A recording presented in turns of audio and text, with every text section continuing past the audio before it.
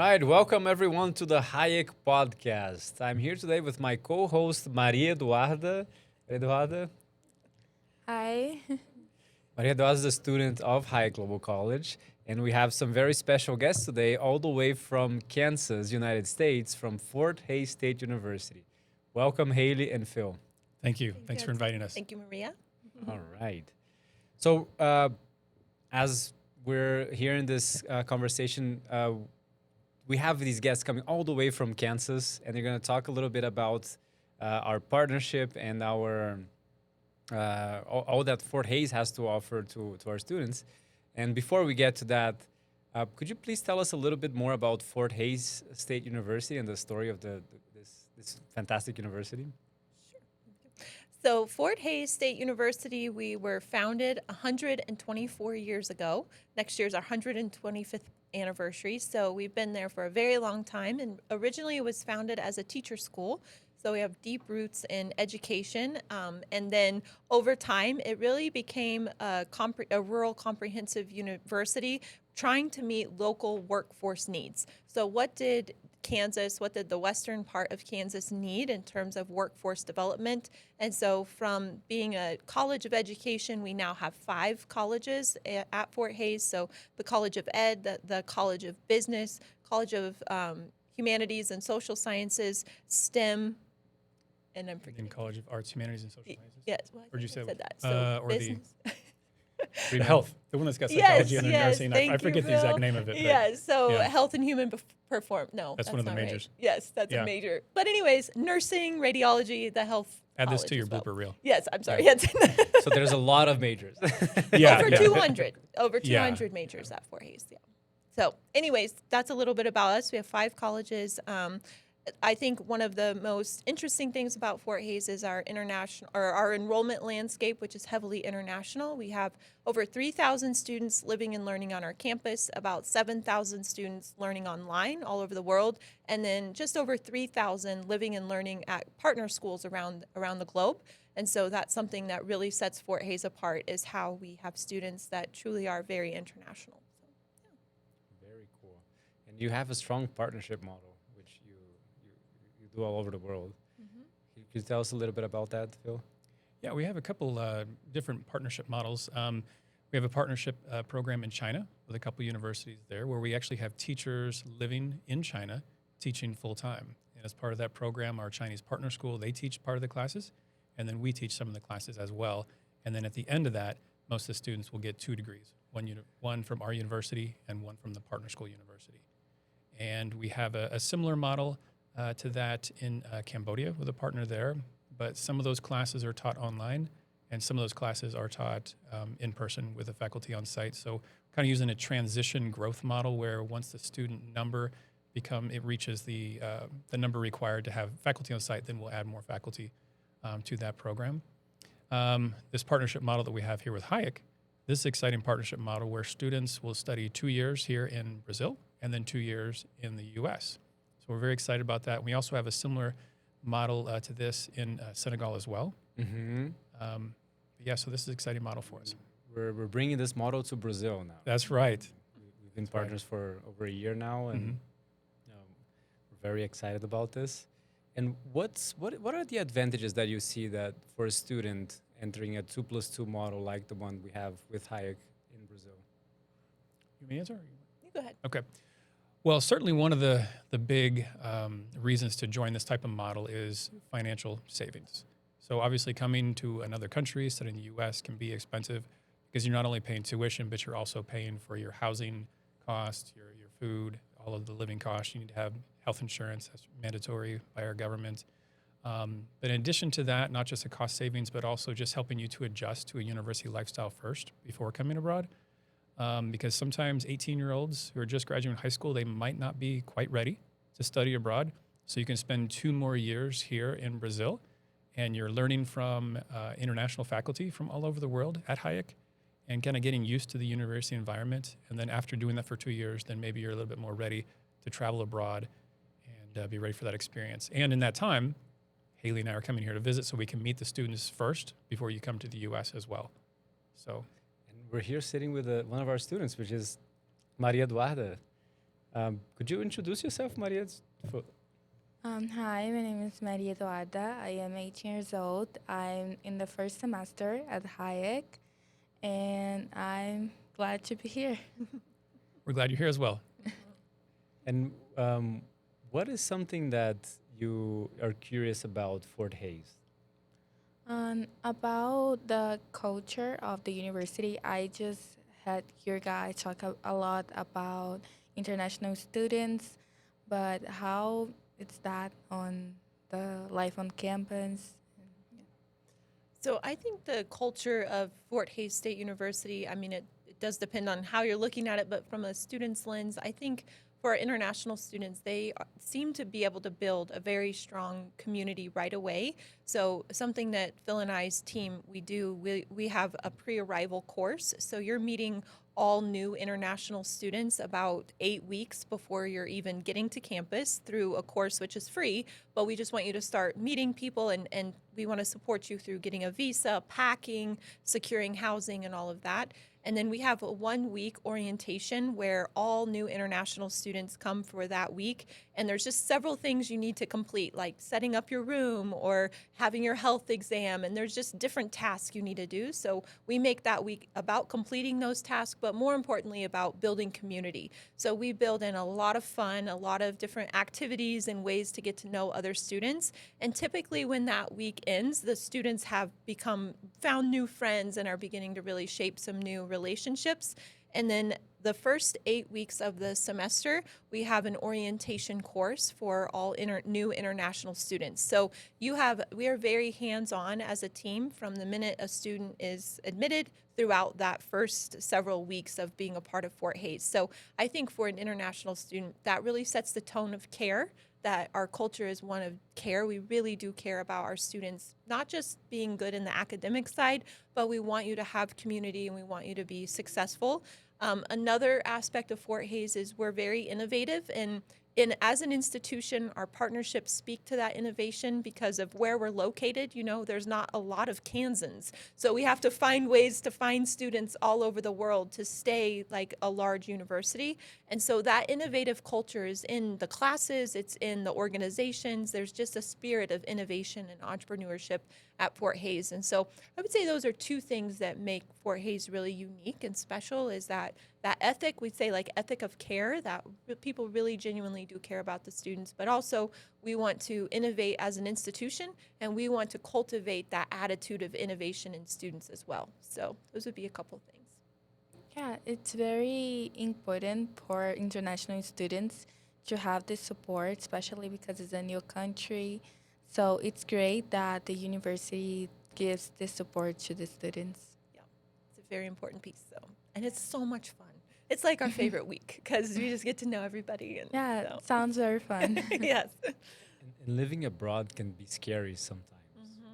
If you're living your whole life at home and you're 18, I remember when I went to live by myself, and my mom came with me just to see how the things were going to be. And then when she left, I was like, okay, what am I going to do now? And it feels like Kansas has a different type of feel to how people treat you when you're there. Like I felt this way when I went to visit Fort Hays. And it also reminds me of that Wizard of Oz movie. how I forgot the name of the character, but she's Dorothy. Where Dorothy says there's no place like home, which was Kansas. Do you from being from Kansas, do you think it's different the way that it feels to be in Kansas? Well, if you're talking about the warmth, yes. And I think part of that comes with just being a smaller community. Right. The larger a city becomes, you kind of seem to lose some of that warmth sometimes. In a city of millions of people, you're surrounded by people, but you still kind of feel alone sometimes, I've heard people say. So yeah, in a smaller community, it's easier for people to be welcoming and not really be as suspicious about people. And yeah, so they enjoy the international students coming into our community. And so yeah, you'll feel a lot of warmth even outside of just the university community, just the city itself. Yeah. You feel the same way, Haley?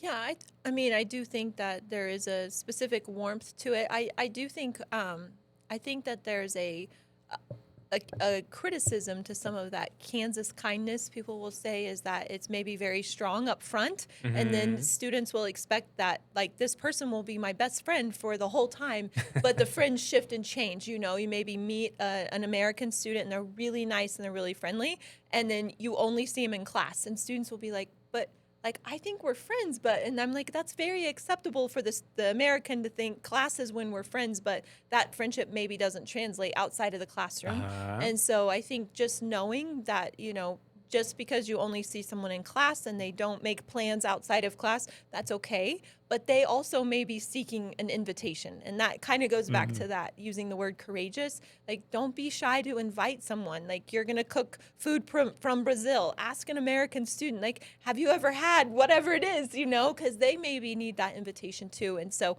I think that there's some of that, a student like me coming from a farm in Kansas, I'd never met anyone from Brazil in my life. You know, I wouldn't know how to interact. So there's almost a similarity in that, but both sides have to come out and be courageous and saying, come, like, let me show you my culture, and vice versa. So don't feel like, well, the Americans didn't ask me. It's okay to ask them too, you know, or it may just stop there if nobody takes that step to make the invitation. So does that make sense? Kind of push past that initial welcome and cultivate a friendship beyond that. So does that make sense to you? Does that make Yes. sense, Maria? Okay. And I like that point as well, that it's not just the international student who is afraid to reach out, because coming to college is also new for that student from Kansas as well. And coming to a new classroom, everyone in the classroom is new. And so the American is also afraid to reach out and start that relationship. So it's everyone, not just the international students. So that was a very good point. And the Kansas students need international students just as much as international students want international education. Like, it's an equal need. And so the more we cultivate, that's truly making an international education. And so, and I think, I say this a lot at Fort Hays, like, our international students are some of the strongest ones because they've taken so many courageous steps to get here. So you've probably already been more courageous than the Kansas student that drove 3 hours, you know? And so it's okay to let that show and shine at Fort Hays as well, or whatever university you go to. And why would you say that international education is important? So we've talked about how important it is to be connected with other people, but why would you say that? Can you speak to that? Okay. Personally, I think that, you know, we need to have different perspectives. We need to let different ideas shape how we approach life. I don't think there's one career now that is going to be like one culture. I think it's all going to be multicultural, incorporated in some way, shape, or form. And so I would argue, are we even setting students up for success if the goal isn't to give them a global learning experience of some sort, and realizing not every student in Brazil and certainly not every student in the United States have the means or the want to go abroad. But there are so many ways to have a global learning experience. Hayek's an incredible example of it is global learning at Hayek from the moment a student steps in the door there, you know?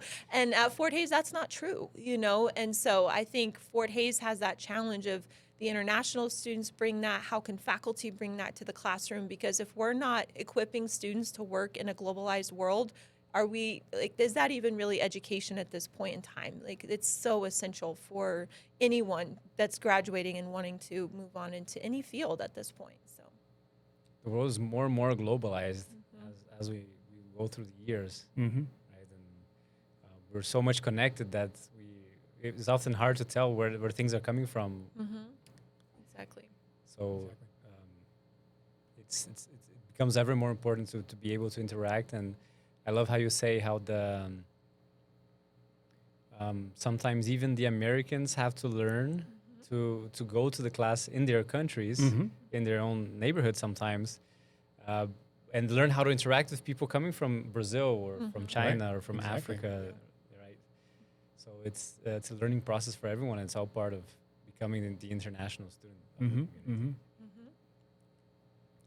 And what are some of the majors that are possible to do in this 2+2 program when we think of Hayek students going to Fort Hays? Yeah, so the program was really designed around business and computer science.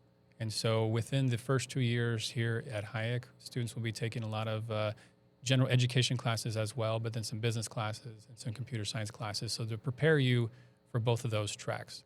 Now, outside of that, we do have some other options as well. So the students can do our pre-law program or our pre-med program.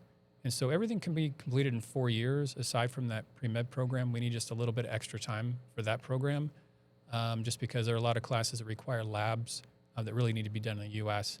And so that's really about 2.5 years in the U.S. rather than just 2 more years in the U.S. But aside from that, our programs are designed to be completed in 4 years total, 2 years here and 2 years in the U.S. Maria, do you know what you want to do? I think something related to marketing or business. Mm-hmm. Yeah. So for now, it's what has in my mind, but I think could change. I'm still figuring out. And you don't need to decide yet, so that's great. But within our business programs, so we have a few different majors within our Bachelor of Business Administration. So you'll be prepared to choose any of these. So you could choose marketing if that's currently your interest, or if you change interest, you could go to accounting or management, international business and economics. We have tourism and hospitality management, management information systems. So those are all the majors within the Bachelor of Business Administration program. So those are all things to consider, and we can learn more, and you can ask us more questions between now and the time you're getting ready to travel abroad, 2 years from now. But yeah, any specific questions though about any of those programs within business? I think marketing is the area that I have more interest in business. So, yeah, I want to know about the course and about the activities that could be from that. Okay, I can talk a little bit about that, but when we get into some of the specifics, I may have to answer some of those questions later just because I don't have all the details remembered in my mind right now. But every business student is going to take a core set of business classes, which is going to prepare you to understand a little bit of everything. So you have a management class, a marketing class, an accounting class, finance. So every business student will do that. And then within the marketing concentration, that's when you'll take a lot of marketing classes that will focus on the advertising or social media content, things like that. So there's a lot of different classes within that I might not have all the details for right now for you, but just that's how the programs are kind of set up. Everyone has that core business, and then you'll specialize within that marketing. And there's a lot of different types of marketing classes within that focus. Yeah, it's very interesting because it's a lot of content. You don't need to only focus in one area, but you can study you can study a lot of things, so you can figure it out on a lot of things as well. So Correct. And if you have other interests, if you want to combine marketing with something else, so when we talk about a major, we're talking about that's typically at least 30 credit hours of focus time within that one specific area of expertise. So marketing major, but you might want to do a minor in an area that's completely separate, so you can get a little bit of extra education, something else, and that's typically about 15 credit hours. Focused area. And sometimes we have certificate programs available as well, and that would be 9 credit hours typically. Sometimes a little bit more, but 9 would be the minimum for that to learn something even different. So those are other options. Now, if you do those, that could extend your education possibly by maybe 1 semester if you're doing extra classes. All of our programs do require a certain number of free electives, which would just allow you to choose anything. And so if you can fit that minor or that certificate within your free electives, then it might not extend your stay at all. It still might be within the 4 years. So we can talk about that as well at a later date. It seems overwhelming for a Brazilian, listening to all these options and majors, minors, everything I can do. And how is it the process of a student choosing what, even if, I want to choose something within business? Mm-hmm. How does the process work? Is there some help that the university gives for students to choose their majors? Well, I would say probably the biggest help that we do have to offer is the ability to talk with the teachers in the fields and understand what does this program contain. So our teachers are happy to talk with the students and share here's the classes, here's what's in the classes, here's what you're going to learn, here are some of the expected career opportunities after graduating. So I think talking with the teachers, even other students, we can help you connect with other students who are in the programs. So just talking with people about, what those programs entail and what the expectations are. Like I said, the career prospects, things like that, help you kind of narrow it down. But it's also easy to change your major if you decide you want to do something different. So if you were to come to Fort Hays and say, I want to do marketing, and then you take some other classes that first semester that you just amaze you. You think, wow, this is really what I want to do. You can change your major. That's not a problem. Now, sometimes when you do that, it could cost a little extra time because maybe you took some classes in marketing that are now not relevant to your new major. So, but it's not a problem to change majors and really select something you'd like to do now. Yeah, that's great because you can explore different things. You Mhm. can explore interests that you maybe not even think that could be a professional path, Mhm. but you can just cover that. So it's great. Like, for example, when I first started university, I went there not really knowing what I wanted to do. So I declared accounting as my major just because someone had told me that maybe I might be good at it. It might be interesting for me, but I didn't really know. But then I took my first computer class, Intro to Computers, and thought, that's what I want to do. So it wasn't until I had that exposure that I selected that as my program of study. Yeah. And two things I would add to just support and how you figure some of that out. One is that we have an international partnership academic advisor, and she reports to Phil. And so Phil and that advisor really will make sure whatever you do at Hayek transfers well in, and then also laying out all of these options piece by piece. So you don't have to retain all of this today, but they'll walk you through those decisions, and this class fits here. So you're not picking your courses on your own. You're not trying to make your schedule every semester on your own. You'll have an advisor with you from when you are admitted to Fort Hays all until you graduate. And she's a part of our team. She works with all of our partnership students that come to our campus, and even some of them online. And so she knows the degree plans. Phil writes the degree plans. So they really make sure you have the support and guidance to stay on track to graduate. And then the other thing that I think really can help a student decide a major is the experiences they get outside of the classroom. And so we have in our team 17 students who work there. We call them global ambassadors. We have, I think, 2 Americans and 15 international students right now. But they really do so much with our global marketing aspect. And so they're getting a lot of experience there. Or there's other departments that have students do their marketing, or there's students doing computer work, or, all kinds of experiences. Because on a student visa, an international student's eligible to work 20 hours a week during the semester on campus. And so it's a way to earn money, it's a way to earn experience, but also get some hands-on, like, do I like this or do I not? And so being able to work and, again, network with faculty and staff, just continue to help kind of refine those decisions and help you learn more about what, a quote that I like is like, don't ask like, what does the world need? It's like, what makes you come alive? Because us coming alive is really what the world needs. And so what really gets you excited and passionate?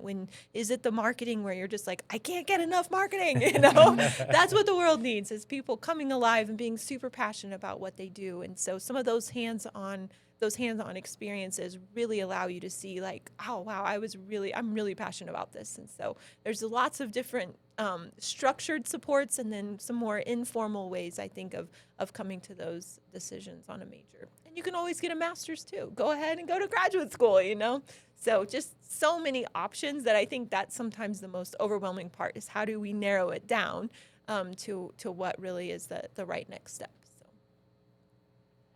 It's sometimes we talk to students about how the future is so unclear, and especially when you're 18, you don't know what's going to happen and what type of career is the right one for you to choose. And I'll ask you the question, like, how do you know, or is there a right decision to make? How does the student know which one are the right decisions? So I would say that sometimes that question can be paralyzing, right? If you're just afraid of making the wrong decision, then you might be paralyzed and not make any decision. So sometimes you just don't know what's the right thing to do. And like I said, even with me, when I went to university, I didn't know what I wanted to study. But let's go to university. Let's not wait until I figure out life to go. It's like, just go. And sometimes let's just pick a major. Like, for example, if we're going to pick marketing, let's pick marketing.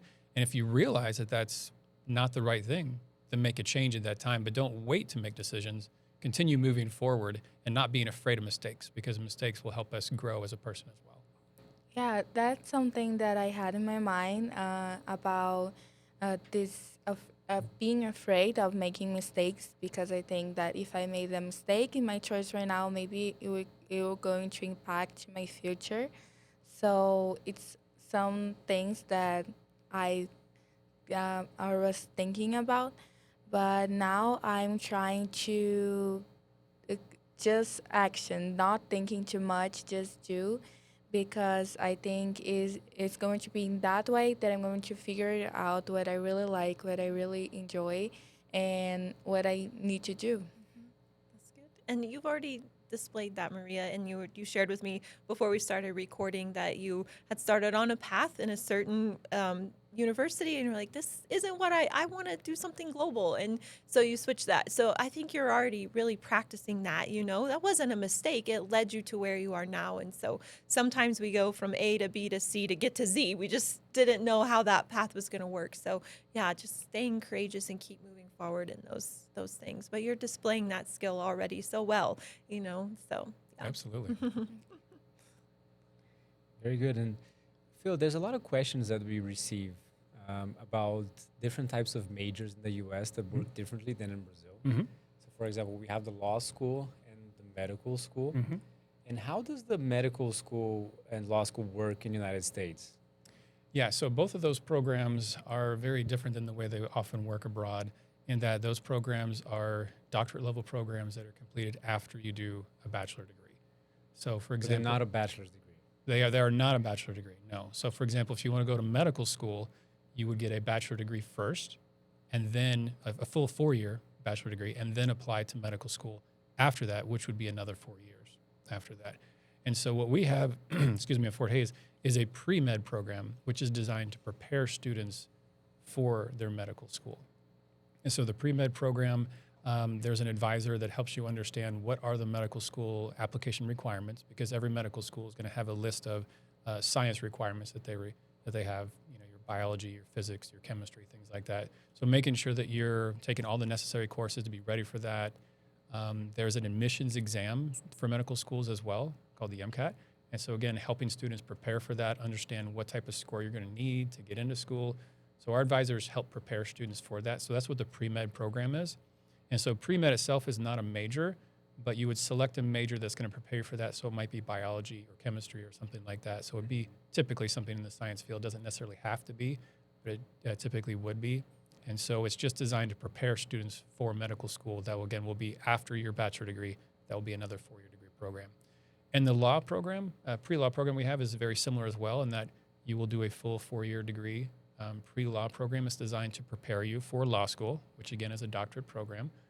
So again, same thing. They have their own admission exam as well. It's called the LSAT, and they have other requirements as well that are to get into the school. So our advisors will help all the students understand, here's what you need to do. Here's the GPA you're probably going to need to have. Here's the admission score you need to have to be successful applicant to get into schools. So our programs are designed to help students achieve that goal. So we don't have a law school or a medical school on our campus, but we have the pre-programs, pre-law and pre-med, to help the students be successful to get into those programs.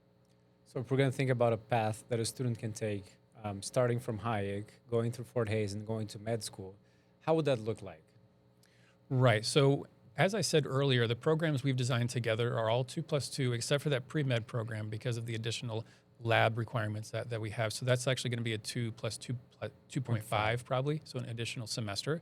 And so you would come just like any other Hayek student, except instead of joining business or computer science, you would join our pre-med program, and you would take those science classes, again, meeting with the advisor. He's going to tell you, here's what you need to do to be prepared for med school. If you're graduating at this date, here's when you need to take your admissions exam. Here's when you need to have everything prepared, write the application, essays and everything by this date. So kind of have everything lined out. So we will prepare you for that in the 2.5 years that you're at our school to prepare you for the medical school. So that's kind of what that would look like. So it's like 2 years at Hayek, 2.5 years at Fort Hays, and then prepare to get into a med school, and then 4 more years at a med school. Right. 4 You years look out of at- med school, and then after that, there is a residency requirement, which I understand that Brazil also has after your medical school as well. So you would still have the residency requirement, and those lengths vary depending on the specialty that you choose, so whether it's a general practitioner or a surgeon, or that would be a different lengths. Yeah. Great. And what if the student doesn't get into med school? He would have a bachelor in chemistry or biology, and Right. So you still have a bachelor degree. And most likely you're probably going to be somewhat aware of the likelihood of getting into a medical school as you get near the end of your program.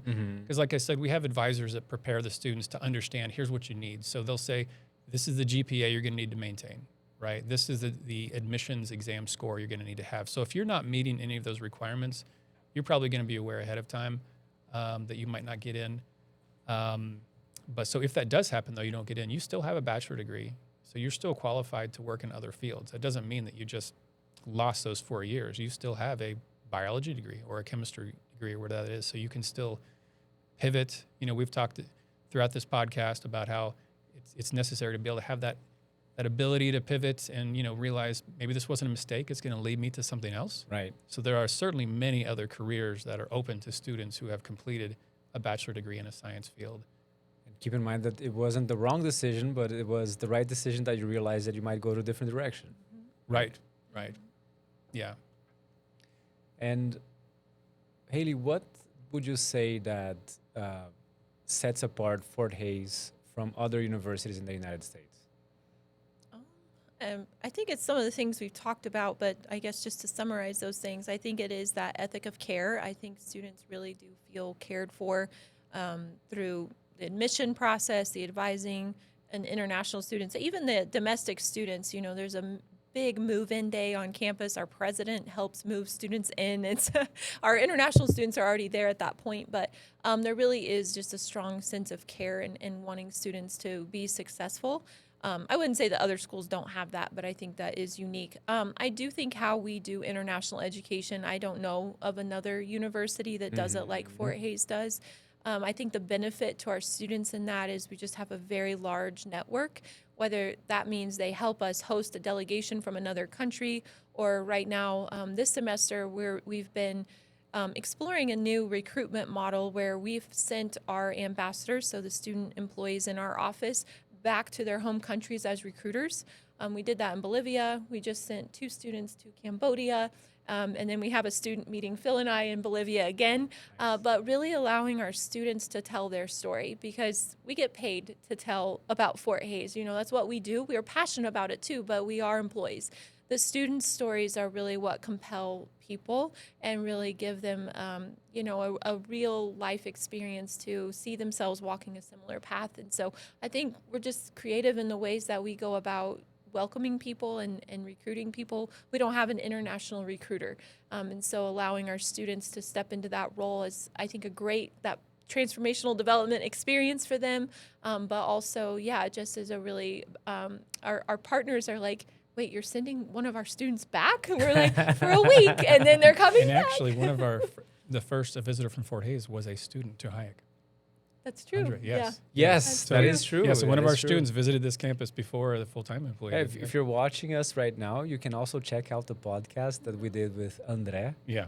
He's a student from Fortaleza, an alumni now from Fort Hays. Mhm, And it was a wonderful podcast. We could listen to Right. firsthand his experience at Absolutely. Fort Hays. And I think like those are they're big examples, but they're also small examples of that's different. Most universities don't send their students out on behalf of the university. You know, and Yeah. I think that speaks to that innovation. We're not afraid to kind of blur the line of like they're not a staff. That's okay. They're going to be the best representatives of who we are and how we want to be. And then it's actually the tables turned. Like our students prepared us to come here because and they really, to me, they really have that marketing expertise. They don't want Phil and I's marketing advice is terrible compared to a current student's. Yeah. You know, it's like, yes, they have the relevance that is needed. And so I think that innovation, it really does permeate the university, and it's the way international's done at Fort Hays is just a testament